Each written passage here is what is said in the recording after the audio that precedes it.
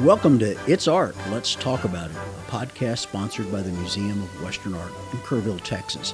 Located in the heart of the Texas Hill Country, the museum is dedicated to the preservation and promotion of the American West, especially through the art of the West. In this podcast series, we will visit with artists, art collectors, and gallery directors working in the Western art genre.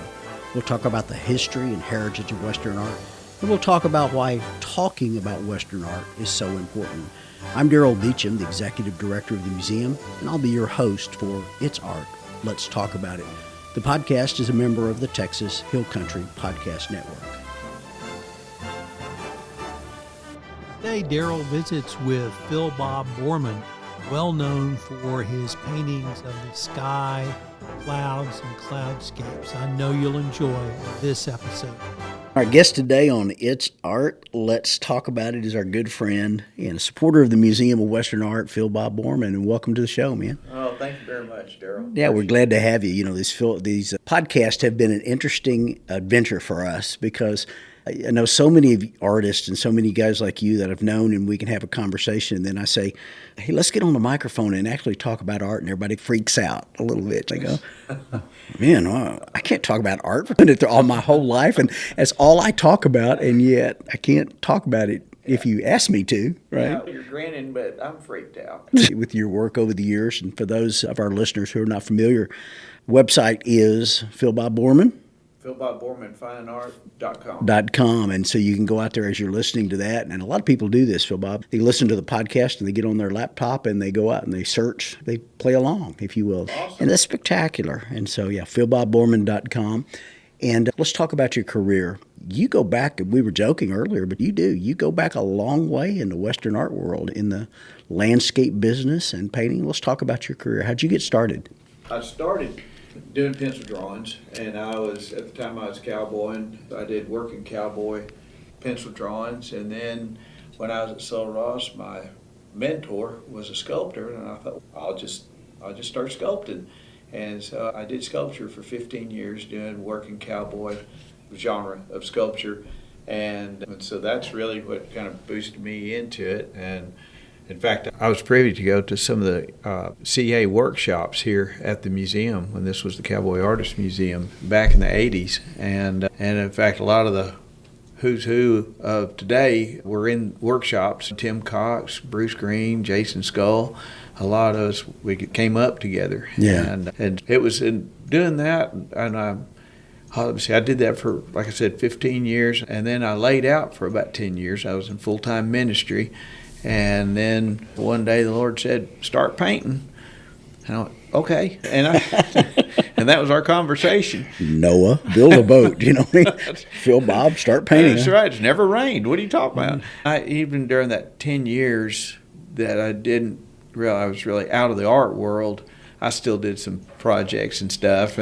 But then I started painting, and then I did some contemporary working cowboy work, and I realized, hey, I want to paint clouds. That's even when I was a government trapper. I had a friend of mine ask me, he was our troubleshooter. He said, Phil Bob, what do you want out of life? And I said, I want a gal to say I do, and I want to hear a doctor say it's a boy, and I want to paint clouds like John Constable. And I was in my mid-20s when I said that, and it just came back around. You know how the Lord, we're going in a direction like a river, but even if a northbound river will meander south a time or two. Yeah. And so that's what I was doing. Then I think it was in 2003, I started painting clouds and cloudscapes, skyscapes, and that's really been my passion.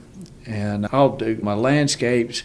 It'll be different parts of the country, but right. I like to have headquarters or cows in there, or horses. Something for scale, yeah. Something for scale. That's the main thing, is that for scale. But did you always know that you were going to be an artist? I remember Jack Sorensen telling me he was painting a dog, and the dog moved, and he got mad at the day he was 3 years old. He's known it from day one. Jason Scull, on the other hand, was well up into college before he decided he wanted to be and so I asked this question of artists, and I get the range. When did you know you wanted to be an artist? When I was 4 years old, I had one of those golden books that kids get with the golden binding and everything. I had one, and it had a bunch of animals in there, and I remember sitting down and drawing a dolphin.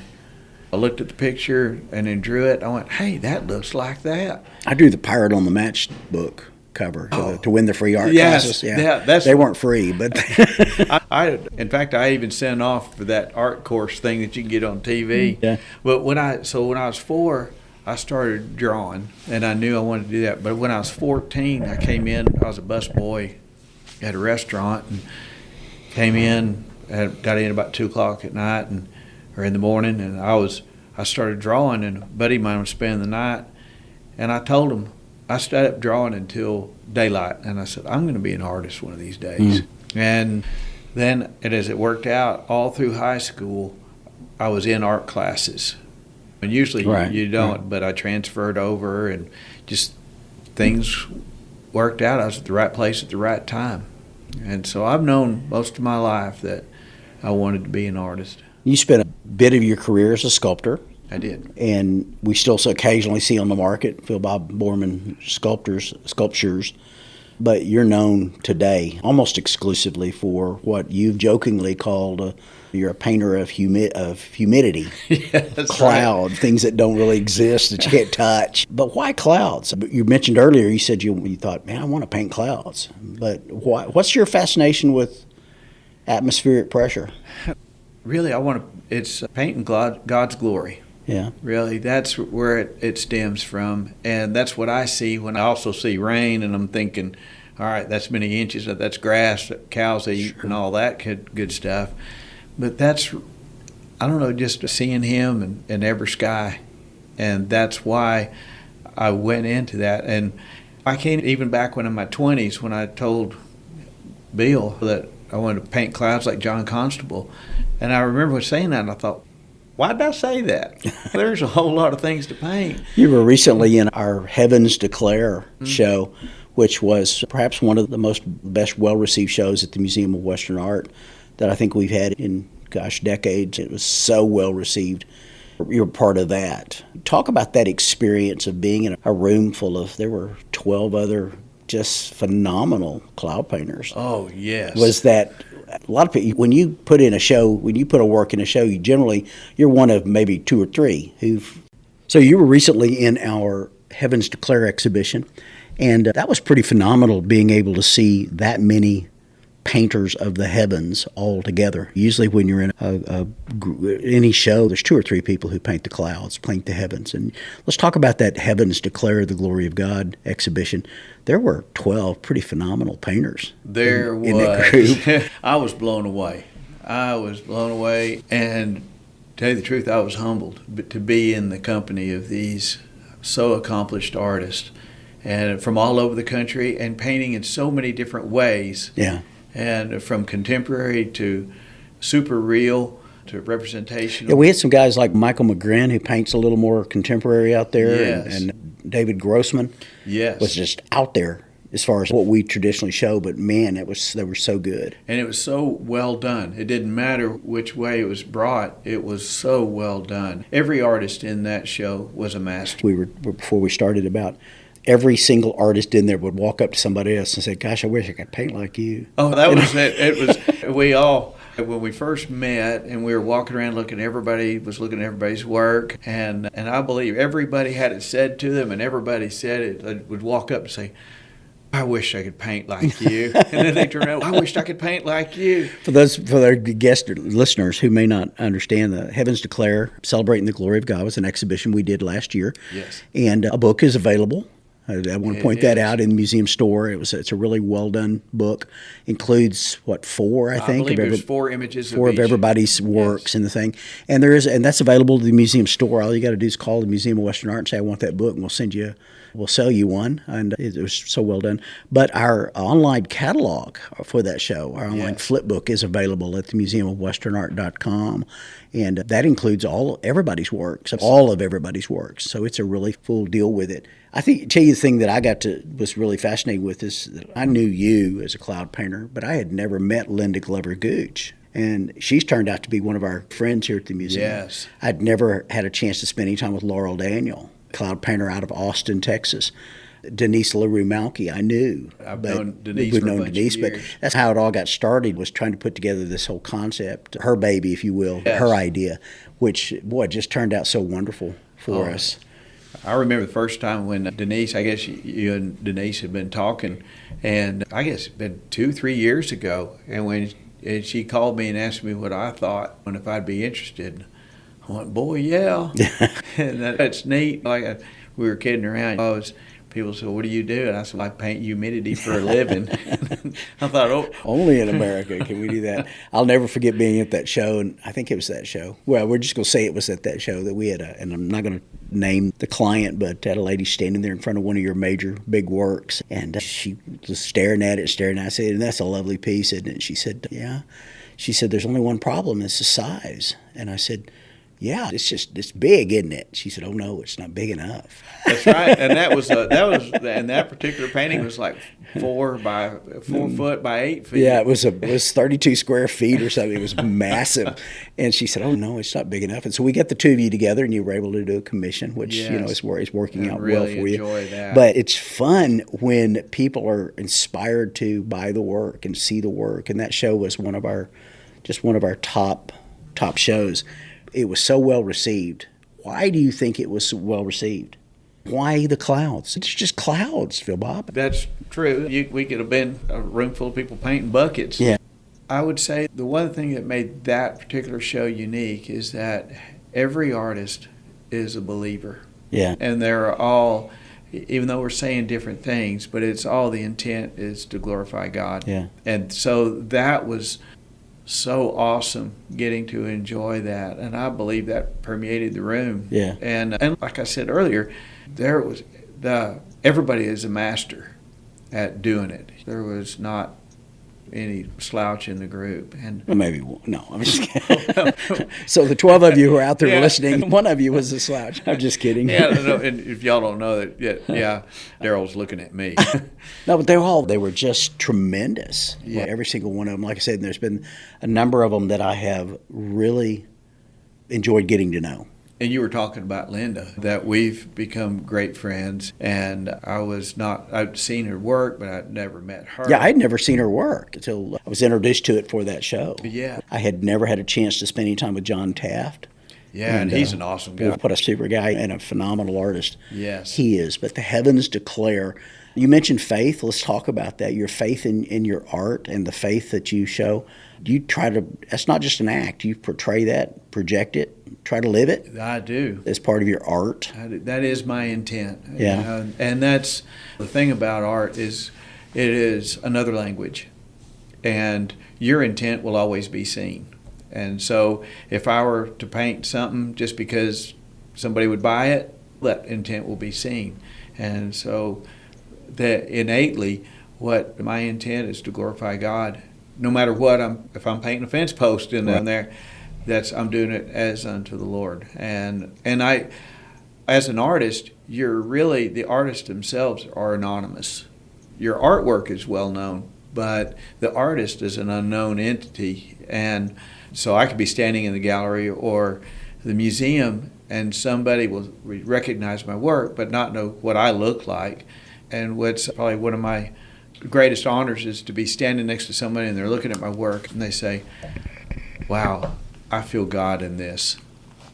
I can see God's glory in this painting. And if that's your intent, that's a home run for you. That's a home run, Yeah. You bet. And that's what we all want to make a living, but that's the innate, I guess, emphasis. Yeah. For Let's everybody talk in about the show. workshops real quickly, because yeah. we've spent some time with the workshops. Not only have you participated in a number in your lifetime, but you've also taught. Most recently here at the Museum of Western Art, you taught a packed workshop, full workshop for a bunch of receipt students who just really loved it. Let's talk about workshops. You remember your first one? I do. It was at the Fredericksburg Artist School, and it was The instructor was? Karen Vance. Karen Vance, yeah. Yeah. And she's awesome and a great lady. I love her work. And what was so neat, it was great that hers was my first workshop, because she had, the first day, she goes, why are y'all here? And I think there was like 25 artists in this workshop.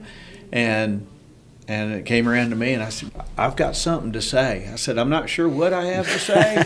I said, it was still taters and water. It wasn't quite soup yet. And then what was neat was that, and then she encouraged, she said, yes, you do, and we want to hear it. And then she, later on that morning, she looked around at the group of us, and she said, you know that only 2% of people who do artwork make a living at it. Oh, yeah. And it's that high. If it's that high, that's very generous. And then, so I went home, and my wife, and I told my wife, and she goes, how'd that make you feel? And I said, made me feel like there's not going to be many of us. There you go. Because I knew that's what I was built for, being an artist. But I learned so much from Karen, and that gave me the encouragement and the tools to go to the next workshop. And at that time, I was trying to figure out my voice in my artwork. And so I just gunned it. I went different types of landscape artists. I knew I wanted to paint clouds, but I needed to learn how to paint. And you talked about a workshop here at the Museum of Western Art, included guys like Bruce Green and Jason Skull. When this was the Cowboy Artist Museum, the people that are household names now, especially for most collectors, Bruce Green, Tim Cox, Jason Skull. There were so many, and that's just a few that we still stay in a lot of contact. We've just been friends for 40 years. And it's neat. And that's the thing, is that through the workshops, you really grow. It's like working out. You go to work out to fail. When you do so many bench presses and you can't do any more, you reach failure. Yeah. That means you're growing, you're getting stronger. And the same thing, you go to a workshop to fail, because you don't go there to show off. You go there to learn and to stretch. And if you're stretching, you're not going to be good at that aspect of it. And I remember every time I go to a workshop, I'd go and I was like, I don't get this, I don't get it. And then come home and I'd be awkward doing it. And it'd take me about 2 weeks for it to gel and become my own. And then I've absorbed the new information or aspect or whatever. You've been in the business a long time. When in an interview situation like this, they ask you the question, what advice would you give to a young artist? You're no longer a young artist, right? But what would you say to those people out there who are listening, who they're thinking about getting into art? What's their best way of growing? Is it workshops? Is it mentoring with another artist? Is it just time behind the easel or at the clay? Or the clay. I would say the answer is yes. Just all of that? All of it. I would say study. Do the hard part. One thing I did early on in my painting was, and every painter that's out there has probably heard of Richard Schmid's book, Alla Prima. And in that, he talks about doing these squares, painting squares, where he would mix each of the colors of his palette with another color as the primary color, and he'd do these charts at 5 different values. And I remember in his book, he said, this took me about 3 months. And I thought, you know what? If it was important enough for him to do it, I need to do that too.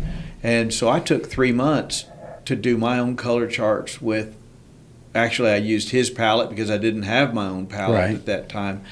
But going the extra mile is really what counts, because then at that point, if you know your subject well, that's going to be the big thing. You can always make decisions after, but you don't want to make decisions based on ignorance, not having that. You came into the museum this morning at drop-off works for the Roundup exhibition. We'll talk about that in just a second. But one of the things that you insisted on doing before we did this interview was you wanted to look at the current exhibition, the Billy Shank exhibition that's up before the Roundup goes up.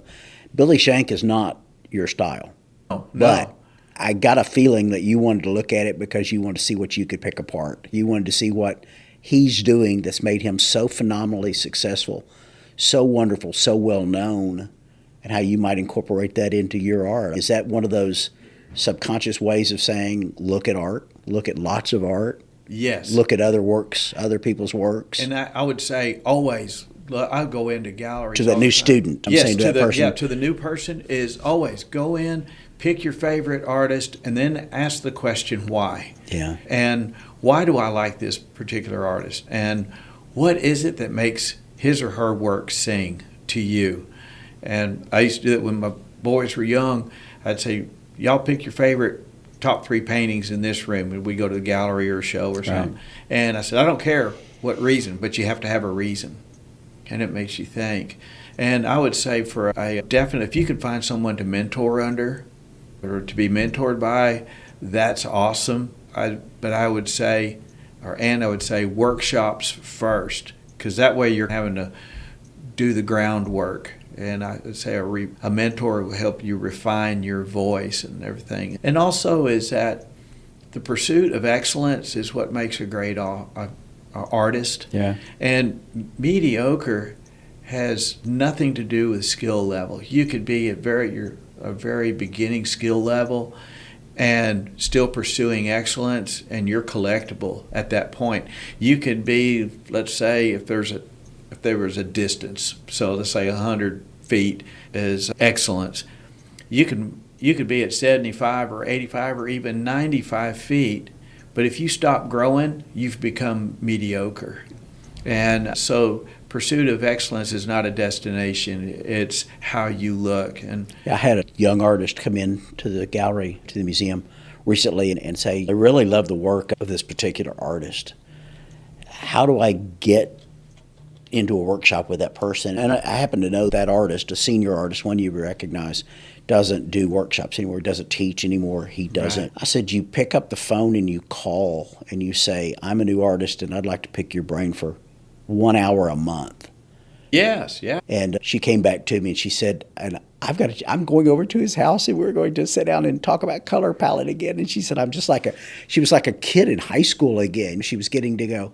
I saw her afterwards and she said it was a 2.5 hour discussion about the arts where he basically said, no, look at this and think about this and think about that and that.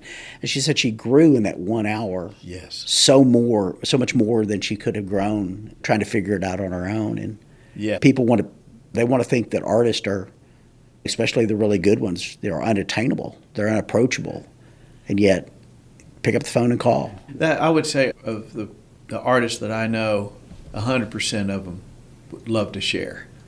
That might be a time issue, trying to find the time correct. That they can share with and you. But that's not that's because of how busy everybody is. Yeah, but it's not because of desire. I love to share, and I love to see the light come on, and it builds excitement to see excitement in a young artist. And you're already scheduled to do another workshop for us in 2024. Yes, sir. So people, if they can't get enough of Phil Bob Borman, they can come back. That's right. And get more, or subject a whole new crowd to your... That's right. We'll have a large time. That kind of thing. Let's talk about Roundup real quickly. The annual Roundup at the Museum of Western Art. You've participated in it a number of years. A chance for people to look at and purchase art. Yes. Talk about the business side of Western art. You grew as an artist. Did you grow as a businessman? I grew as a businessman because I was an artist in the art business. And you had to. And I had to. That's right. I did not show up with a business plan. I was an artist who was trying to sell his work. But I would say, so on the business side of things, and my wife Deanna is so good at that. Many good artists you have found. You found your Nancy Russell. Yes. Right. I mean, we've talked about that on this podcast. Charlie Russell had Nancy, or he would probably have just been a drunk on the streets of Great Falls, Montana. In fact, Deanna read a book of Nancy Russell's. And so we'd said that, and she goes, I want to learn and see what she did. Right. And she is my promoter. She helps make the business decisions. And part of that is what show is the best one to be in if there was a conflict of scheduling or something. And that is something that, in particular, the Roundup has been an awesome show for us, and not only for sales, and it's a great fundraiser for the museum, and we support the museum, of course. And I grew up here. with this museum. And I love that every year it gets better. One of the things we're trying to do, people have said, I begin to see a plan here. We're introducing to this audience in the Central Hill Country, South and Central Texas, a number of new artists. Yes. These are people who have not had a great deal of success getting into some of the, I don't want to say major shows, bigger shows, because we're a pretty major show, but they've not had much chance to be a part of it. And Right. so every year we try to introduce a group of new artists, and we're doing that this year and again. And then, of course, we bring back some of our old favorites and some of the guys who've been around a long time, like Phil Bob Borman. But That's right. Who is not older, but I am mature. But the shows are important. Try to find Yes. the shows that work for you. And that's the thing, is that having a gallery, but finding the shows and whatever. I would say this to any up and coming or every up and coming artist is consider a no just a not yet. It's good advice. And really, my work is not who I am, it's when I am. This is what I'm painting now, because my competition is not other artists, it's my yesterday. And so I'm always wanting to grow with what I'm doing there, and to look at it and to grow in your galleries. If that's a route that you'd want to do, I'd say it's good to be doing museum shows. Yeah. I would strongly suggest being in shows. And also, like you said, you're bringing in some new artists who have not had the opportunity. That to me is exciting for the show, because there's new blood. And it's exciting because I'll just say this about what you have done, Darrell, is since you've been the director, I remember our phone conversation. Deanna and I had just left Bruce Green's place, and Jason called me and said, "Hey, you want to be in the roundup?" And you had just become director, and Jason was telling me about it, and he goes, "Here's Darrell right here." And we were fixing to go out of a phone zone, so we stopped at the top of a hill, and we parked there, and in a little less than 5 minutes, you had built the excitement, which is still felt in the museum. A great museum, what a great opportunity, and what we're trying to do is build back some greatness. Yes. With what this is certainly capable of. And thankfully, we've gotten a lot of artists who have decided they want to come back and participate in Roundup. Yeah. And then we're getting some new ones. And so, it's an awesome show. That's always pretty fun. The show runs September 8, 9 through the end of October. We encourage people to come out and buy that Phil Bob Borman painting that's going to be on the wall. And it's not small, but it is big. It is big, and it is good. So that's just a lot of fun with it. We talk about the business side of it. I'm going to give you a chance to say publicly and on the air your partner in all of this and how much help she's been. A lot of times I pick up the phone and want to call Phil Bob, and I don't get Phil Bob. I get That's right. You get Deanna. I get Deanna, and that's fine, right? I understand that with a lot of artists. I get the person that's help out there pushing to those. Here, you got your minute and a half here of praising Deanna for the show. I would say that it all goes to her. You know what? I have gone from a sole proprietor to being simply the painter of the outfit, and she's the administrator. You're not the only one. Andy Thomas, the great artist, Yes. has a Dina. Yeah. Is with Dina. And Charlie Russell Had Nancy. And Yes. there's been a lot of that goes on in the I art couldn't business. do it. The thing is that she allows me, and we were kidding around, and you and I talk, but whenever you want information, you talk to Deanna. Yeah, if I want to talk art, I'll call you. Yeah, that's right. I remember I said, so one time I said, "What's the name of this painting?"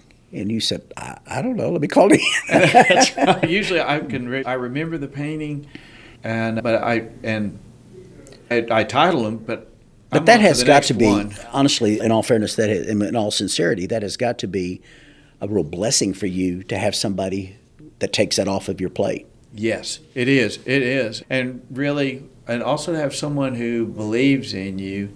And it doesn't matter how long you've been married, how long you've been doing it, but to have someone that's in your corner. And like most artists in the professional realm, we've got schedules. We have commitments for shows and commissions, and so we're always painting. Most of the time I've had up to 15 paintings going at the same time. Really? And working in various stages, and I tend to work in batches and stuff. But So that can get really ahead of you, and Deanna will come into the studio and she'll say, Phil Bob, are you painting to the calendar or are you painting from your heart? Because sometimes we can get pressured, and I'm like, oh, I'm so busted. And I talked to an artist one day. He said his associate, his wife, in this case it was a male artist. He said she came in and said, "You got 1 hour. You got to finish this painting in 1 hour. I'm tired of looking at it. You've picked it to death." And he said the second she put a time limit on it, he knew exactly what he had to do, and he finished it. It was over.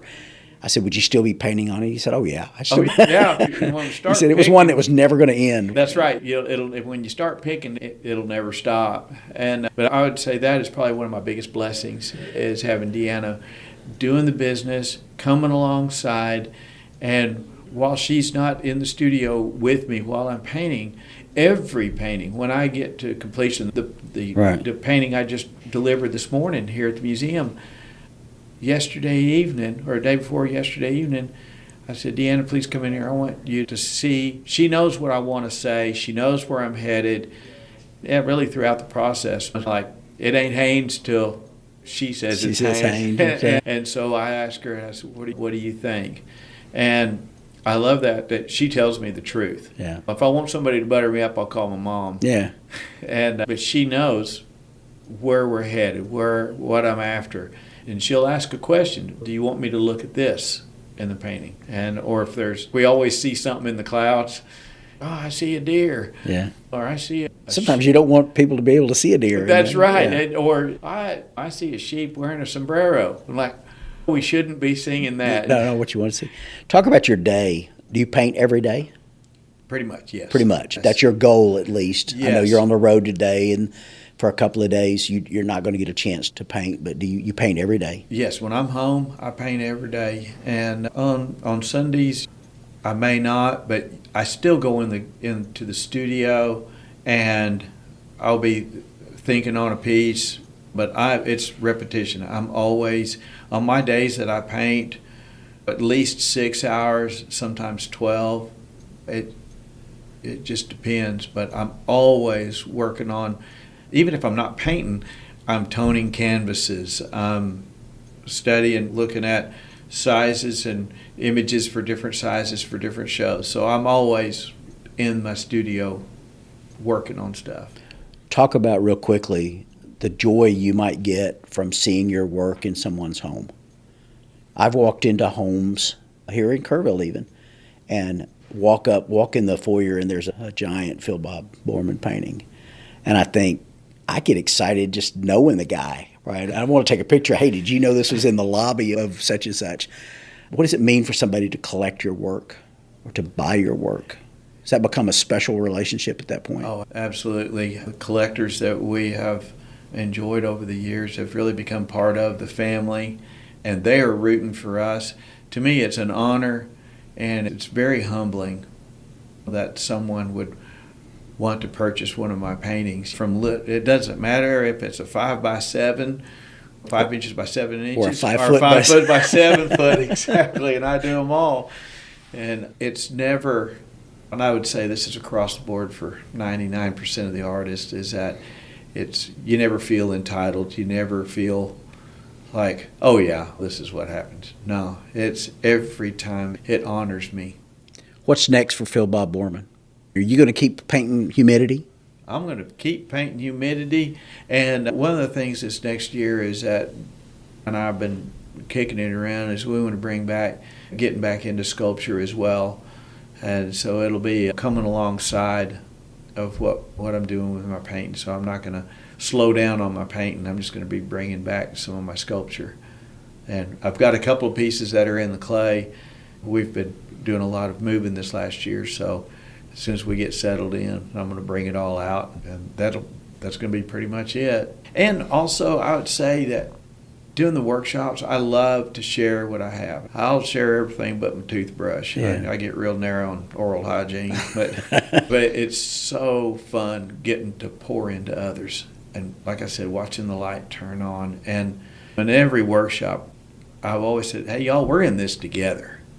I may be teaching today or this week, but after that, we're friends, and let's talk about it. And that's the name of this podcast, is It's Art, Let's Talk About It. And I think we've done that.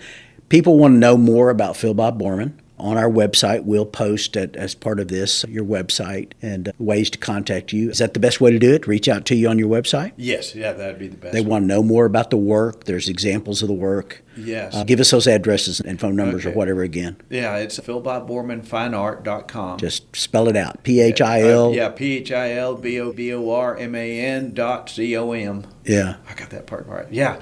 Yeah. And then Fine Art. Fine Art. Phil Bob yes, Borman. Phil Bob Borman, and then FIN. Fine Art. Yeah. ART.com. .com. And they can find out all about Phil Bob Borman. Yes, and you can Google Phil Bob Borman, and so far, there's nobody else on planet Earth named Phil Bob. Not Phil Bob Borman anyway. Yeah, not Phil There's Bob several. Borman. There's several Bobs out there now. Yes, there's Billy Bob and Jim Bob and Plum Bob. Our guest today has been Phil Bob Borman, a painter of humidity. That's right. And a humble guy with a great career. We look forward to so much of what's happening in your life and appreciate your time and your support of the Museum of Western Art. It's my pleasure. It's been a fun ride, and I think it will continue for many years to come. Yes, sir. For more information about Phil Bob Borman, go out to philbobborman.com. For more information about the Museum of Western Art, you can find us at www.museumofwesternart.com. Yeah, that's pretty simple, isn't it? Just spell it out. Museumofwesternart.com. We're located at 1550 Bandera Highway here in Kerrville, lovely Kerrville, Texas. And just so, give us a jingle. And Phil Bob, thanks for talking about art today. You bet. We Darrell, appreciate thank it. you for having me. Thanks. We hope you've enjoyed this episode of It's Art, Let's Talk About It, a production of the Museum of Western Art in Kerrville, Texas. We hope you'll visit the museum in person. We're located at 1550 Bandera Highway in Kerrville, Texas. Find out more about us by going to www.museumofwesternart.com. And we hope you'll join us next time for It's Art, Let's Talk About It. The podcast is produced by the Texas Hill Country Podcast Network.